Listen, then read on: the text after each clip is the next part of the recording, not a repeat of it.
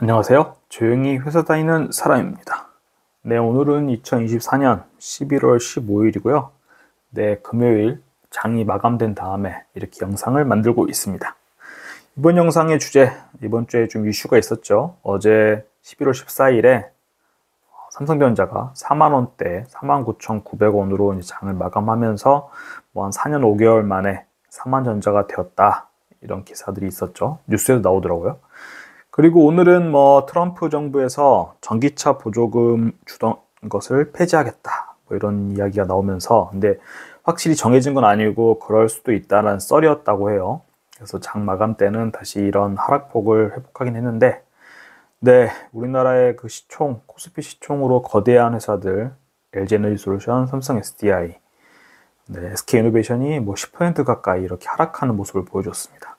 이런 걸 최근에 이슈들을 보면서 제가 이제 어떤 사고의 흐름이 계속 이런 쪽으로 전개가 되는데 그 저의 사고 흐름 한번 이야기를 드려보겠습니다.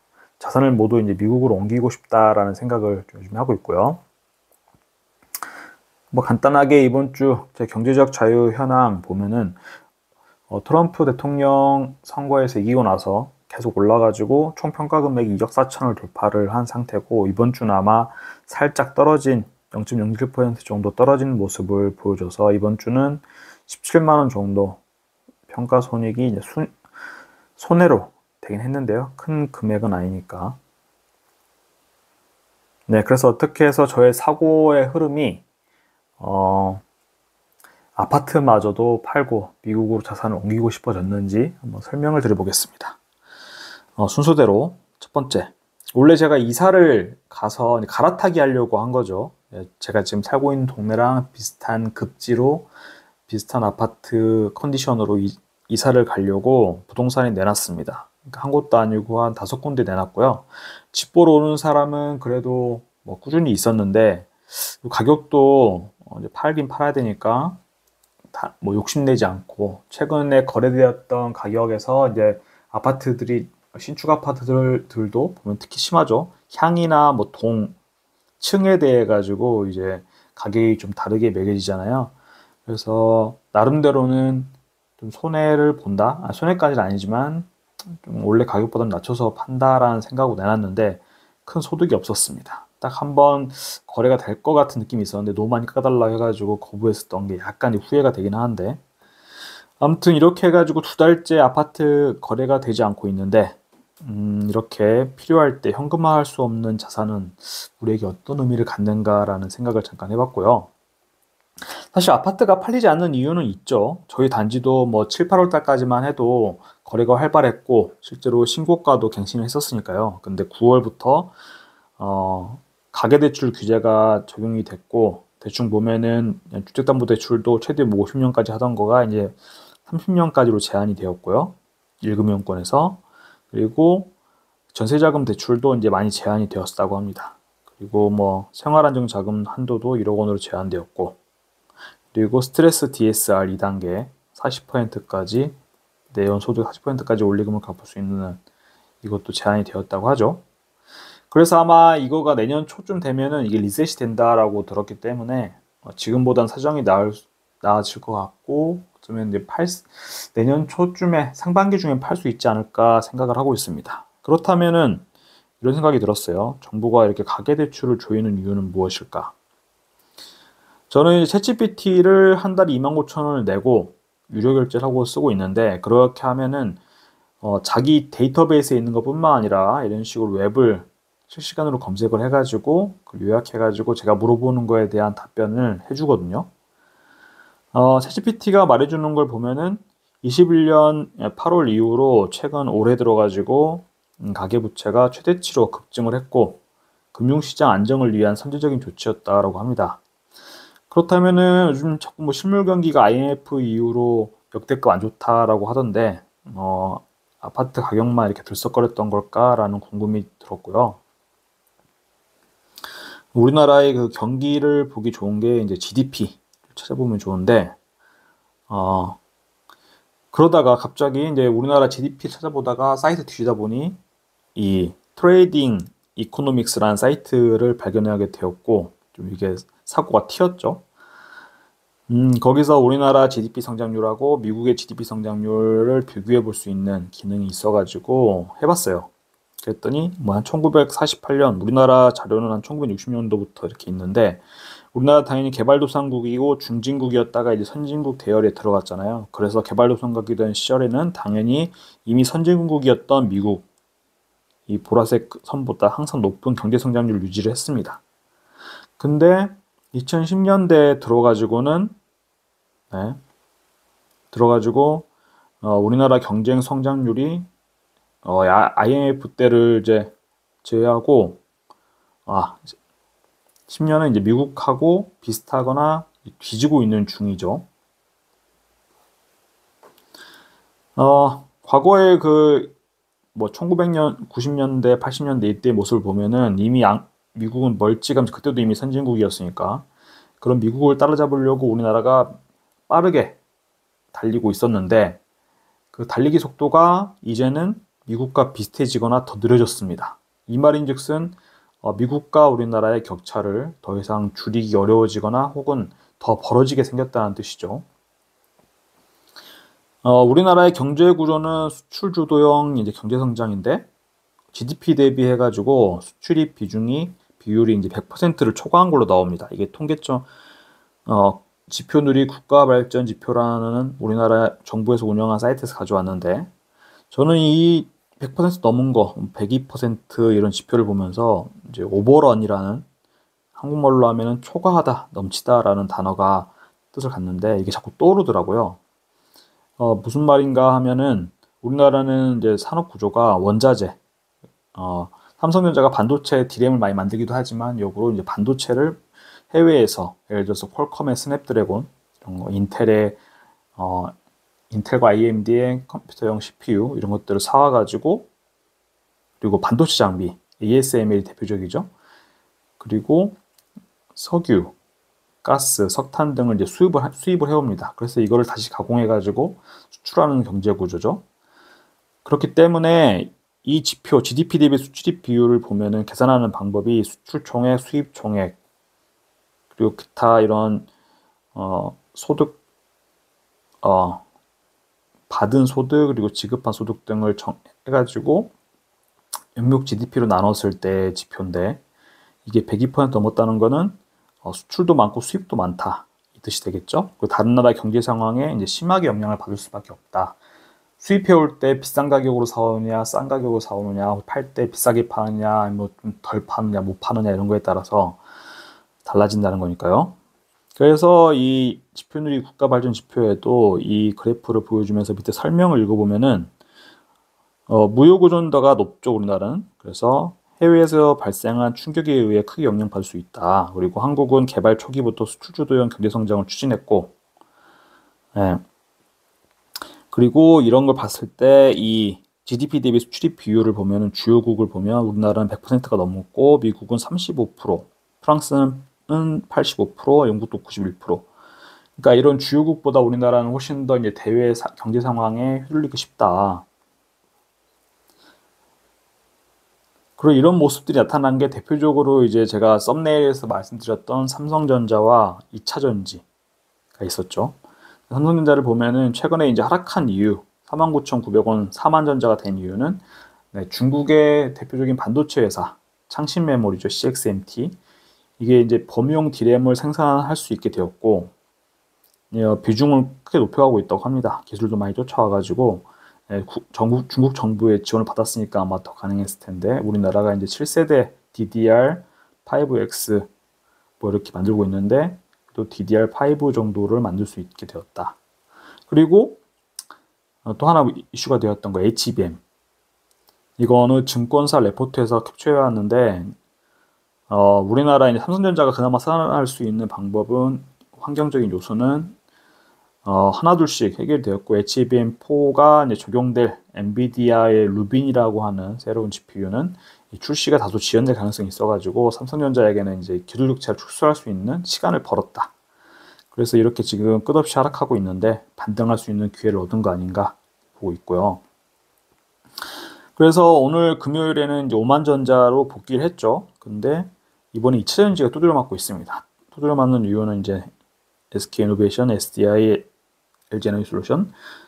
트럼프가 이제 전기차 보조금 폐지를 검토하고 있다라는 말 때문에 우리나라가 또 미국에다가 많이 2차 전지를 팔고 전기차도 많이 팔아가지고 수익을 내고 있기 때문에 영향을 받은 거고, 우리나라 이렇게 대외 상황에 취약한 거를 참 이게 지긋지긋하죠. 그래서 제가 이제 87년생인데 제가 기억하는 어떤 우리나라의 경제 위기, 거의 대외 요건 때문에 있었던 것 같은데 문제가 IMF가 있었고요. 그리고 카드 대란, 리먼 사태, 그리고 코로나 사태, 그리고 미국의 금리 인상기와 이제 트럼프 2.0 시대에 겹쳐가지고 이렇게 우리나라 경제 위기를 겪고 있죠. 이거를 이제 어쨌든 이런 어려움들을 헤쳐나가고 또 극복해 나가면서 깨달은 거는 결국에는 자본들을 초거대 자본들, 유대계 자본들이라고 하고 주로 미국이나 이런 유럽의 선진국들이 그런 자본을 다 가져가는 걸 저는 겪고 보고 느꼈습니다. 그리고 대한민국은 너무나도 대경제 환경에 매우 취약하다는 점이죠. 이렇게 안 좋은 환경 속에서 정말 답답한 거는 뭐냐. 저는 8시 뉴스를 좀 주로 보는 편이거든요. 그냥 네이버나 다음 뉴스 이런 거 보는 것보다는 8시 뉴스를 보는 게 가장 확실하고 빠르게 어떤 그 시기에 소식을 접할 수 있는 거 생각하기 때문에 보는 게 저는 골고루 봅니다. 약간 이 언론사도 정치적 성향이 있다고 보기 때문에 SBS 그리고 KBS, MBC 이렇게 다 보고 있는데 요즘에 정말 짜증나는 거는 뉴스를 시작하고 한 10분 정도를 계속 이런 이야기, 그 명태균 씨 이야기, 공천개입, 강혜경, 김영선, 김건희 여사, 이런 이야기가 한 10분, 20분 그 가장 중요한 시간을 할애해가지고 하고 있는데요. 좀 저는 한심하다는 생각이 자꾸 들 수밖에 없는 상황이고. 근데 이게 어디서 많이 본 모습이 아무리 보면 봐도 우리나라의 조선시대가 이제 망했잖아요. 일제한테 이제 치욕적으로 점령당하고 식민지로서 거의 3, 40년 보냈죠, 시간을. 그래서 챗GPT한테 이제 조선이 망한 이유를 이제 물어봤어요. 정치 부패, 경제적인 피폐, 군사력도 약화되었고 외교 실패, 근대화도 실패, 근대화 실패. 참 한심합니다. 그래서 강화도 조약이나 신미양요 이런 사건이 있었을 때 우리나라가 그런 전투에서 되게 우리나라 입장에서 좋게 풀어가지고 역사적으로 기록을 했겠지만 결론적으로는 그런 서구의 신식 무기에 우리나라의 그 뒤처진 무기들을 가지고 싸운 그 군인들이 한번 처참하게 깨졌죠. 그러니까 서구 열강들은 이렇게 발전하고 있는 거를 우리나라는 안에서 내부 싸움하고 집안 싸움하느라 대비하지 못했고 치욕의 역사를 겪게 된 거죠. 근데 또 이거를 반복하고 있는 느낌이 들어서 좀 상당히 불안합니다. 우리나라는 앞에서 말씀드렸다시피 수출로 먹고 사는 나라죠. 근데 지금 뭐 하고 있는지 모르겠습니다. 제가 작년에 그 뉴욕 여행을 갔다 왔을 때 놀랬던 게 이 엠파이어 스테이트 빌딩, 되게 노래도 있을 정도로 유명하죠. 근데 이게 1930년대에 착공해가지고 31년도에 개장을 했다는 사실입니다. 이 100층짜리 건물을 1년 만에 지었다는 거죠. 그리고 여전히 건재하게 잘 지어져 자리를 지키고 있다는 점. 그 밖에 요즘 계속 보여주는 모습 놀랍죠. 젠슨 왕의 엔비디아, AI를 선도하고 있는, 그리고 이 엔비디아 GPU를 이용한 챗GPT. 정말 돈 주고 쓰고 있지만 놀랍습니다. 전 쓸 때마다 너무 감탄스러워가지고 세상이 앞으로 어떻게 바뀔지 정말 예상할 수 없겠다. 아니면은 내가 그냥 예전에 먼 미래의 일이라고 상상했던 일들이 정말 성큼 눈앞에 다가온 게 아닐까라는 생각이 들고요. 그리고 이 스페이스X, 그리고 테슬라의 FSD 12.5 오토파일럿 기능 영상들을 보면은 정말 놀랐습니다. 카메라 8대를 가지고 신호등을 직접 읽어가지고 좌회전도 하고 끼어들기도 하고, 사람도 식별하고 놀라운 지경인데요. 우리나라 같이 수출 주도형이고 기술로 먹고 사는 나라가 이런 식으로 미국이 하고 있는 것들 자본력이 딸려서 다 할 수는 없다고 하지만 이런 움직임을 보여줘야 되는데 자꾸 엉뚱한 짓을 하고 있는 것 같다. 그런 불안감이 들고요. 그나마 다행인 것은 뭐 제가 어떻게 세상을 바꿀 수 있겠습니까마는 우리가 이제 미국에 투자할 수 있는 그런 세상에 살고 있다는 거 정말 다행인 거죠. 그래서 국뽕을 대한민국 사람으로서 국뽕을 빼고 엄밀하게 세상을 좀 바라다 보면은 저는 이제 그렇게 생각됩니다. 한 푼이라도 더 지금 제가 갖고 있는 원화를 달러로 환전해 가지고 미국의 우량 자산, 지금 저는 SCHD 그리고 VOO 그리고 미국 국채 알채권으로 좀 사고 싶다라는 생각을 하고 있고요. 그리고 지금 자산에 있어 가지고는 가장 큰 논란이 있는 이제 서울 아파트를 가져야 하는, 사람들이 모두 갖고 싶어 하죠. 그럼 우리에게 있어 가지고 그 서울 아파트를 가져야 하는 이유는 무엇인가라는 생각을 하게 됩니다. 저는 뭐 어쨌든 여러 가지 이유로 굳이 서울의 아파트를 실거주할 수는 없는 이제 상황이 이제 되어가고 있는데, 그렇게 되면은 애매한 위치의 수도권 아파트에 살아야 되고, 애매한 위치의 수도권 아파트는 과연 내 자산을 미래에도 지켜줄 수 있을 것인가 하는 의문이 강하게 듭니다. 국내 주식이 이제 이 지경이니까 사실 제 윗선배들, 뭐 1차 베이비 부머 1955년부터 63년에 태어나신 분들, 그 2차 아직 은퇴하시지 않았고 이제 곧 하시겠죠. 1968년부터 1974년 이 베이비 부머 세대가 어쩔 수 없이 최선의 방법으로 자산 축적을 부동산으로 하셨겠죠. 주식으로는 할 수 없으니까.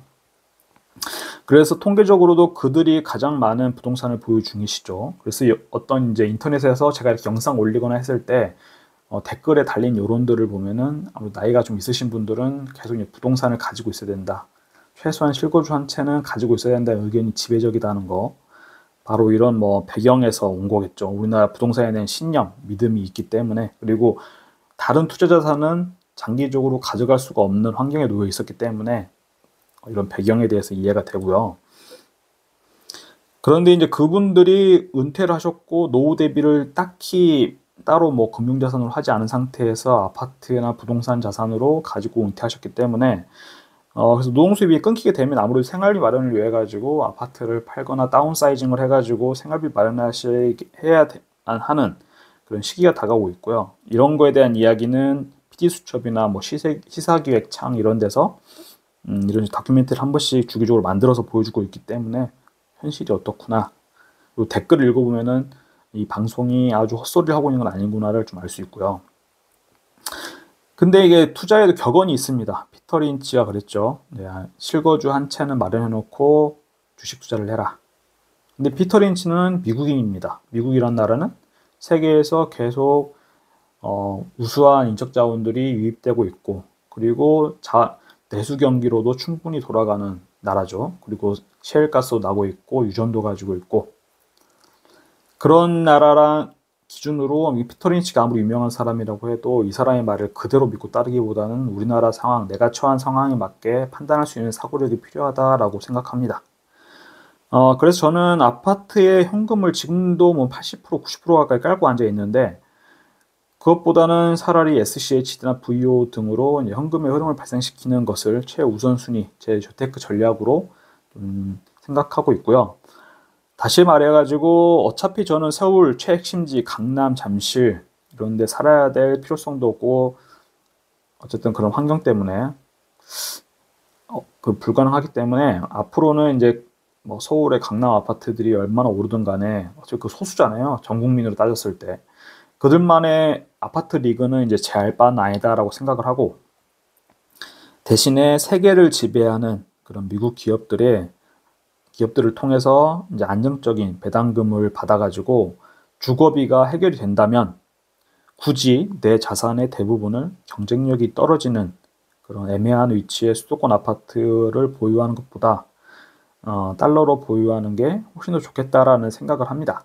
그래서 이거에 관련돼 가지고 앞으로 어떤 준비를 하는 것도 영상에 좀 남겨볼 계획입니다. 네, 오늘 영상도 봐주셔서 감사합니다.